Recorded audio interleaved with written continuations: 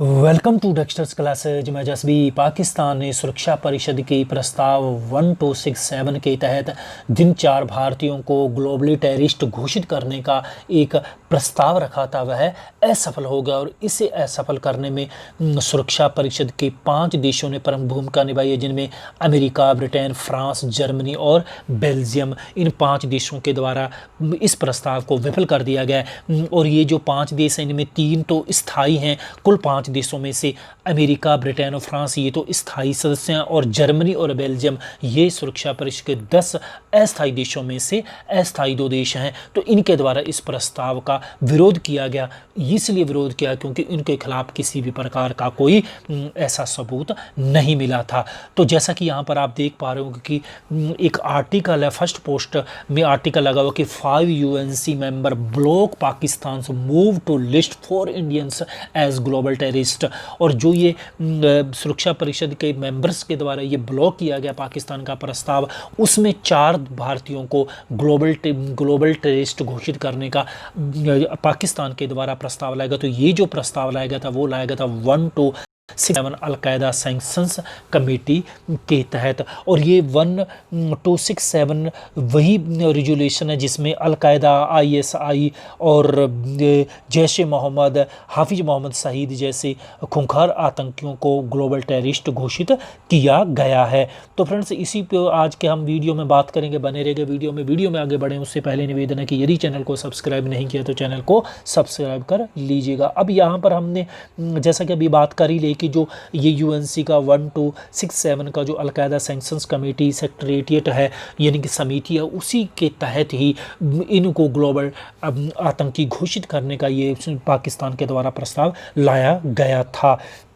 और यदि हम बात करें कि इस प्रस्ताव की, उससे पहले हम थोड़ी सी एक बार बात कर लेते हैं सुरक्षा परिषद की। देखिए, सुरक्षा परिषद संयुक्त राष्ट्र संघ के 6 प्रमुख अंगों में से एक बहुत महत्वपूर्ण अंग है जिसे विश्व के एक पुलिसमैन की उपमा दी जाती है, क्योंकि ये विश्व शांति स्थापित करने में, सुरक्षा स्थापित करने में प्रमुख जिम्मेदारी निभाता है। हालांकि दूसरे जितने भी अंग हैं वो अब अक्सर साल में एक बार मीटिंग करते हैं या 6 महीने मीटिंग करते हैं, लेकिन ये जो अंग है ये दिन रात, सुबह शाम, दोपहर, वर्षा, गर्मी, सर्दी यानी कि ऑल वेदर में काम करता रहने वाला ये संगठन है ताकि विश्व में शांति और सुरक्षा को स्थापित किया जाए। विश्व की यदि कोई भी देश विश्व शांति भंग करने की कार्रवाई करता है या विश्व शांति को खतरा पैदा करता है तो उसके खिलाफ ये मिलिट्री कार्रवाई भी करने में भूमिका निभाता है। इसके कुल मेंबर्स की यदि हम बात करें, कुल 15 मेंबर्स हैं जिनमें 5 तो परमानेंट है और 10 नॉन परमानेंट है, जिनमें आप यहाँ पर देख पा रहे हो China, France, Russia, UK and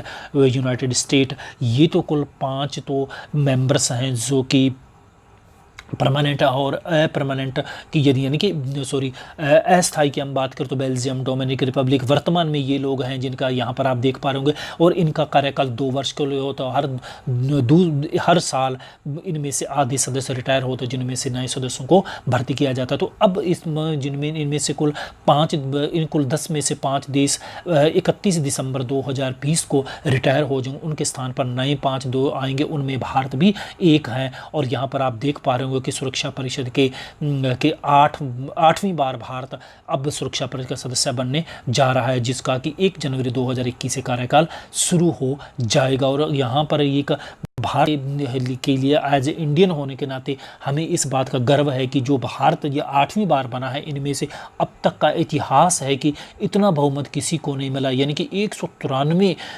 देशों में से 184 देशों के वोट हमारे पक्ष में गए थे। अब बात कर लेते हैं हम जो 4 भारतीय हैं वो कौन कौन से हैं। तो अंगार अप्पाजी, गोविंद पटनायक, अजय मिस्त्री, वेणु माधव डोगरा, ये 4 लोग हैं जिन्हें पाकिस्तान के द्वारा ग्लोबल टेररिस्ट घोषित करने का ये प्रस्ताव जो सुरक्षा परिषद में लाया गया था। और उनके ऊपर आरोप है कि अंगारा ने 13 फरवरी 2017 को लाहौर स्थित एक मॉल पर और 16 दिसंबर 2014 को पेशावर के आर्मी स्कूल पर जो हमला हुआ था उसमें इसका प्रमुख दोषी इन्हें पाया गया है। और ये आपको याद होगा कि 16 दिसंबर 2014 को जो पेशावर के एक आर्मी स्कूल में हमला हुआ था तो उसमें कुल 150 लोग मारे गए थे और उनमें से ये काम और ज़्यादातर इसमें विद्यार्थी थे। और इसके पीछे जो प्रमुख हाथ था वो पाकिस्तान तालिबान का था और पाकिस्तान ये कह रहा है कि इन लोगों का इस संगठन को सहायता की गई है, लेकिन प्रस्तावों के तहत ये कहा गया है कि वो विफल हो गया। अब यहाँ पर गोविंद पटनायक की यदि हम बात करें तो काबुल में फिनिक्स कंसल्टिंग सर्विस के एक अध्यक्ष के रूप में काम कर रहे थे, और 2018 में जब पाकिस्तान के बलूचिस्तान में एक पाक राजनेता सिराज राय सिन्हा पर आतंकी हमला हुआ था, ये कहा गया कि इसमें भी गोविंद पटनायक का हाथ है।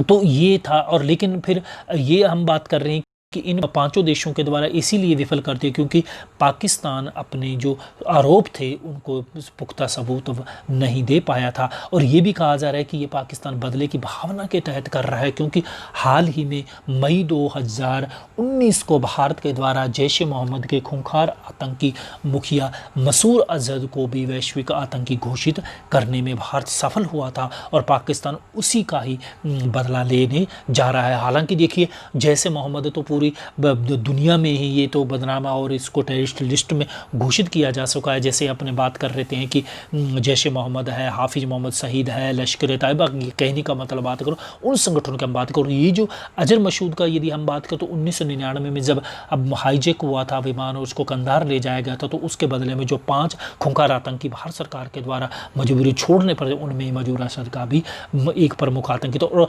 हाल ही में जो पुलवामा में अटैक हुआ था, उड़ी हमला हुआ था, और बहुत से आतंकी भारत के अंदर हमले कर चुके हैं, तो उनमें अजहर मसूद का प्रमुख हाथ माना गया है।